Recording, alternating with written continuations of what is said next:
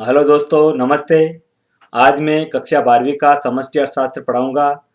इसमें अध्याय 3 मुद्रा और बैंकिंग, करेंसी एंड बैंकिंग।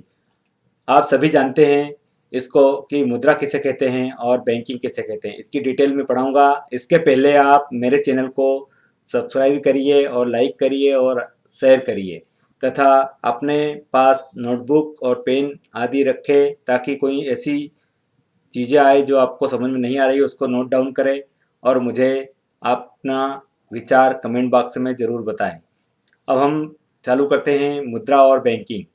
इसमें सबसे पहले हम देखेंगे पूरे अध्याय में मुद्रा के कार्य क्या होते हैं, मुद्रा क्या क्या काम करती हैं, मुद्रा की मांग और मुद्रा की पूर्ति, मुद्रा की मांग और मुद्रा की पूर्ति कब कब हमें इसकी आवश्यकता होती है, बैंकिंग व्यवस्था द्वारा साख सृजन, एक काल्पनिक बैंक का चिट्ठा, सारा सृजन की सीमाएं तथा मुद्रा गुणांक, मुद्रा पूर्ति के नियम की नीतिकरण के उपकरण हम इस पूरे अध्याय में पढ़ेंगे।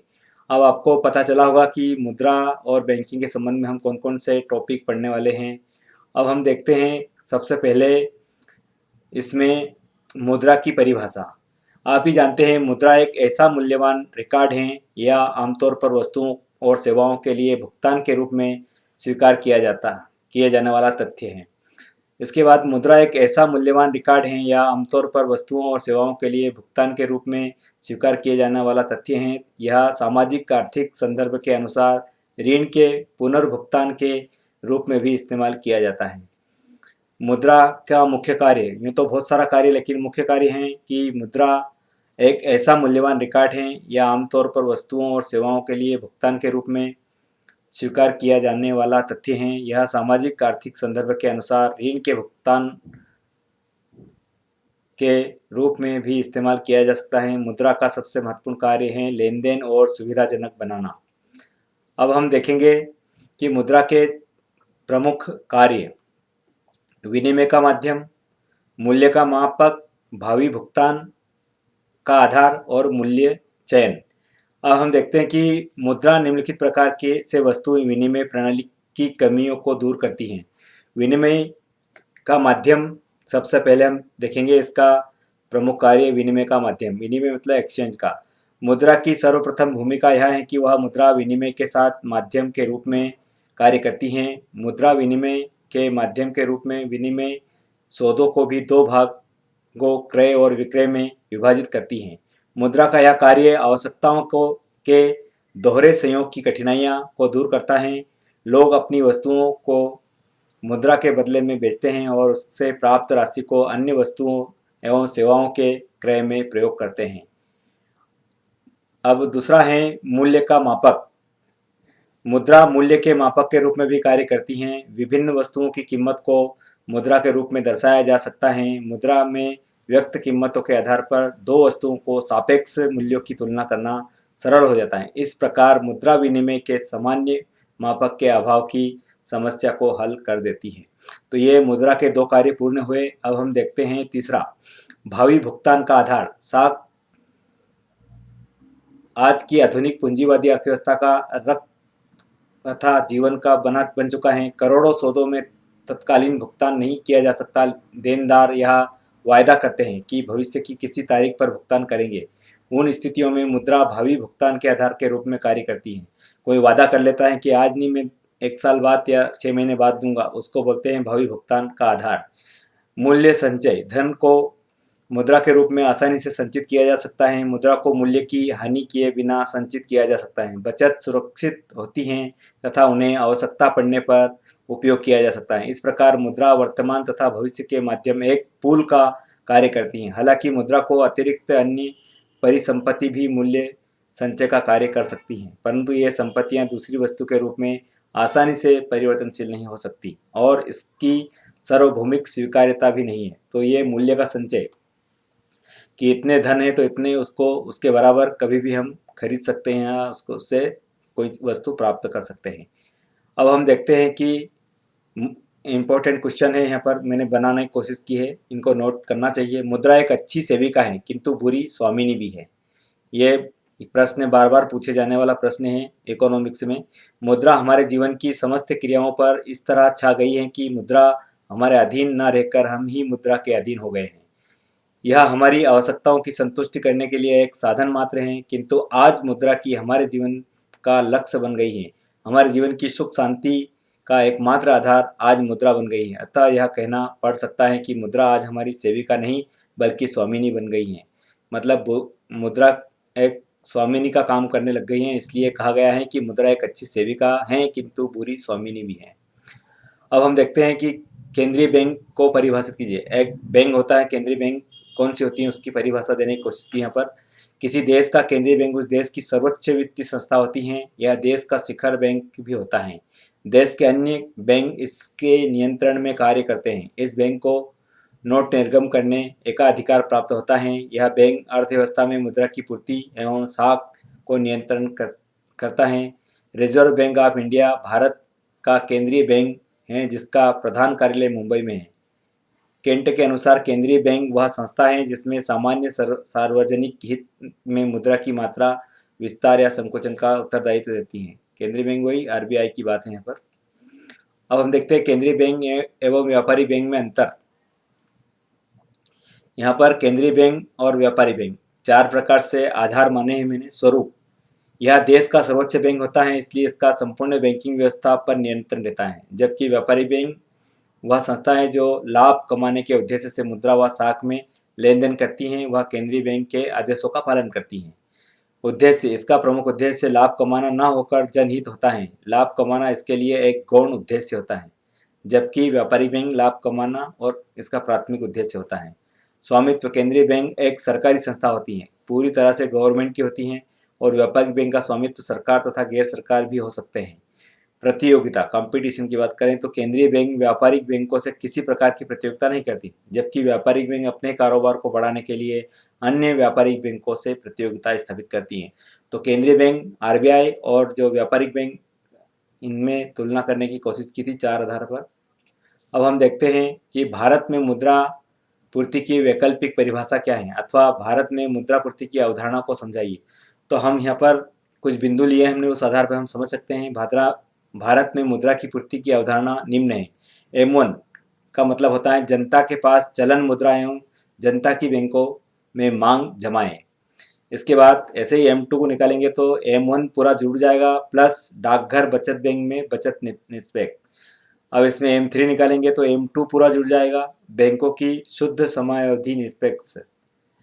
M4 M3 प्लस डाकघर संगठनों के पास कुल जमा निवेश। मतलब यहाँ स्पष्ट किया जाता है कि M में मुद्रा की पूर्ति की समग्र अवधारणा है। तो ये सारी अवधारणा को हमने समझाने की कोशिश की यहाँ पर। अब हम देखते हैं कि वस्तु विनिमय प्रणाली क्या है, इसकी क्या कमियां हैं। तो इसमें देखेंगे हम वस्तु विनिमय प्रणाली, वस्तुओं से होने वाला प्रत्येक से विनिमय ही वस्तु विनिमय प्रणाली कहलाता है। वस्तु विनिमय प्रणाली की कमियां या कठिनाइयां। वस्तु विनिमय प्रणाली की मुख्य कमियां या कठिनाइयां निम्नलिखित हैं। हम देखेंगे यहाँ पर क्या क्या है। सबसे पहला है दोहरे सहयोग का अभाव। वस्तु विनिमय हेतु ऐसे दो पक्षों का आवश्यक है जिसके पास एक दूसरे को देने के लिए आवश्यक वस्तु हो तथा बदले में वे एक दूसरे की वस्तु को लेने के लिए तैयार हो। ऐसे दो पक्षों का मिलना काफ़ी कठिन होता है। दोहरा संयोग का अभाव। अब हम दूसरा पॉइंट देखते हैं, विभाजकता का अभाव। कुछ वस्तुएं ऐसी होती हैं जिनमें विभाजन के गुण का अभाव पाया जाता है। ऐसे में या तो एक पक्ष को हानि उठानी पड़ती है या फिर विनिमय ही नहीं हो सकता है। विनिमय मतलब एक्सचेंज की बात है। अब हम देखते हैं इसका तीसरा पॉइंट, सर्वमान्य मापक का अभाव। वस्तु विनिमय प्रणाली में सर्वमान्य मूल्य व्यापक मापक का अभाव होता है। इस स्थिति में यह निर्णय करना कठिन होता है कि एक वस्तु के बदले में दूसरी वस्तु की कितनी मात्रा दी जाए। चौथा पॉइंट है धन संग्रह एवं हस्तांतरण में कठिनाई। वस्तु विनिमय के समय में क्रय मूल्य का संचय वस्तुओं के रूप में ही किया जा सकता है, जबकि कुछ वस्तुएं इसमें शीघ्र नष्ट होने वाली होती हैं। वही मूल्य का हस्तांतरण भी वस्तु विनिमय में कठिनता, क्योंकि उस समय भुगतान वस्तुओं में ही होता है। और पांचवा है भावी भुगतानों में कठिनाइयाँ। वस्तु विनिमय प्रणाली में वस्तुओं का मूल्य निश्चित नहीं होता है तथा भविष्य में किसी वस्तु का क्या मूल्य होगा यह भी नहीं कहा जा सकता, इसलिए ये विनिमय में परेशानी हो सकती है। अब हम देखते हैं अगला प्रश्न है मुद्रा स्टॉक तथा मुद्रा प्रवाह में क्या अंतर है। यहाँ पर देखिए मुद्रा स्टॉक किसी एक समय बिंदु में अर्थव्यवस्था में मुद्रा की जितनी मात्रा चलन में होती है उसे स्टॉक कहते हैं। उदाहरण के लिए देश में किसी निश्चित तिथि तक मुद्रा चलन के रूप में 1000 करोड़ रुपए हैं तो यह मुद्रा का स्टॉक कहलाएगा। इसी प्रकार से मुद्रा प्रवाह जब मुद्रा की पूर्ति किसी समय अवधि में देखी जाती है तब उसे मुद्रा का प्रवाह कहते हैं। मुद्रा के प्रवाह को ज्ञात करने के लिए एक निश्चित समय अवधि में मुद्रा की चलन मात्रा को उसी औसत चलन माइनस गति के गुणा कर दिया जाता है। उदाहरण के लिए यदि मुद्रा का स्टॉक 1000 करोड़ रुपए हैं और एक वर्ष में मुद्रा की औसत माइनस चलन गति 12 है तो मुद्रा का प्रवाह होगा 1000 गुणित 12 मतलब 12,000 करोड़। तो ये आपको समझ में आया होगा मुद्रा स्टॉक एवं मुद्रा प्रवाह में अंतर।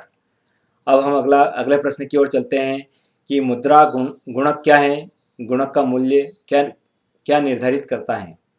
तो यहाँ पर मुद्रा गुणक का सूत्र दिया है, मुद्रा भंडार अपन आधार मुद्रा भंडार। अब हम देखते हैं कि मुद्रा गुणक को मुद्रा स्टॉक तथा हाई पावर्ड मनी आधार मुद्रा के अनुपात के रूप में परिभाषित किया जा सकता है। मुद्रा गुणक का मूल्य सामान्य 1 से अधिक होता है। मुद्रा गुणक का ज्ञात करने की विधि, मुद्रा की आपूर्ति बराबर मुद्रा प्लस जमाएं, इन दोनों को जोड़ने पर ये निकाली जा सकती है। माना सरकार की ट्रेजरी जमाएं 0 है, आधार मूल्य जनता के पास मुद्रा प्लस व्यापारिक बैंकों के आरक्षित कोष की बैंकों के आधारित कोष के नगद कोष तथा व्यापारिक बैंकों में आरबीआई के साथ जमाएं शामिल की जाती हैं। यहाँ पर दिया गया है सूत्र इसका। इसी प्रकार गुणक H/M/H यहाँ पर उदाहरण दिया गया है, इसका मूल्य इकाई के अधिक होगा क्योंकि आरबीआई का मानना है कि 1 से कम होता है। ये सूत्र से आता है 1 plus CDR greater than CDR plus RDR। अब हम देखते हैं कि व्यावसायिक बैंकों के कार्यों का वर्णन। तो व्यावसायिक बैंक के बहुत सारे कार्य होते हैं लेकिन कुछ कार्य यहाँ बताने की मैंने कोशिश की है। व्यावसायिक बैंक के निम्न कार्य हैं, जनता से जमा स्वीकार करना, जैसे व्यापारिक बैंक 3 प्रकार की जमाएं स्वीकार करती हैं, चालू खाते में जमाएं स्वीकार करना, सावधि जमा खाते में जमा करना, बचत बैंक खाते। ये 3 प्रकार की व्यापारिक बैंक में जमा होती हैं। ऋण एवं अग्रिम प्रदान करना, व्यापारिक बैंक निम्नलिखित प्रकार से ऋण एवं अग्रिम जमानत को प्रदान करता है, नगद साख, मांग ऋण और अल्पकालीन ऋण आदि। इस प्रकार से बैंक के अभिकर्ता के रूप में कार्य करना, व्यापारिक बैंक निम्नलिखित कार्यों अभिकर्ता के रूप में करती हैं, फंड का हस्तांतरण, फंड का संग्रह, विभिन्न मदों का भुगतान, लाभांश का संग्रह, संपत्ति का ट्रस्टी एवं कार्यपालन आदि, विदेश व्यापार को वित्तीय प्रदान करना, तरलता की आपूर्ति करना, सामान्य उपयोग सेवाएं प्रदान करना, ये सब व्यापारिक बैंक के कार्य हैं। अब हम देखते हैं कि इसमें रिजर्व बैंक ऑफ इंडिया के 5 कार्य को समझो। जो सभी बैंक की बड़ी बैंक होती हैं, सबसे इंडिया का बड़ा बैंक होता है भारतीय रिजर्व बैंक, उसके कौन कौन से कार्य हैं हम देखेंगे कि रिजर्व बैंक के प्रमुख कार्य निम्न हैं। एक, नोट निर्गम, सबसे बड़ा काम है रिजर्व बैंक ऑफ इंडिया का कि अधिनियम के अंतर्गत रिजर्व बैंक को नोट निर्गम का एकाधिकार प्राप्त है। यह बैंक 2, 5, 10, 20, 50, 100, 500 एवं 2000 के नोट निर्गम कर सकती हैं, जिसके लिए न्यूनतम कोष पद्धति को अपनाया जाता है। अब हम देखते हैं दूसरा कार्य इसका, साख नियमन। साख नियमन में रिजर्व बैंक दर, खुले बाजार की क्रियाएं, नगद कोषों के अनुपात में परिवर्तन, तरल कोषों में परिवर्तन, चयनात्मक साख नियंत्रण, बिल बाजार योजना, बहुमुखी ब्याज दरें, नैतिक दबाव की आदि के माध्यम से किया जा सकता है। तो ये उसका दूसरा नंबर का कार्य। अब हम देखते हैं नेक्स्ट, सरकारी बैंकर प्रतिनिधित्व एवं सलाहकार। यहाँ पर reserve bank of India Bharat सरकार एवं राज्य सरकारों के बैंकर प्रतिनिधित्व व सलाहकार का कार्य करता है तथा सरकारों की समस्त आय अपने पास जमा करता है, व्ययों का भुगतान करता है एवं ऋणों की व्यवस्था करता है। अब हम देखें बैंकों का बैंक। यह सभी बैंकों का बैंक, मैंने बताया कि सबसे बड़ी बैंक है भारत की, सब बैंकों की मम्मी है। रिजर्व बैंक को बैंक के नियमन का अधिकार है। कोई भी नया बैंक रिजर्व बैंक की अनुमति के बिना स्थापित नहीं हो सकता है और न ही पुराना बैंक अपनी शाखाएं खोल सकता है। 5वां है, देश के विदेशी विनिमय का कोष का संग्रह करना। पत्र मुद्रा के निर्गम के लिए केंद्रीय बैंक आरंभ से ही अपना पास धात्विक कोष रखता है।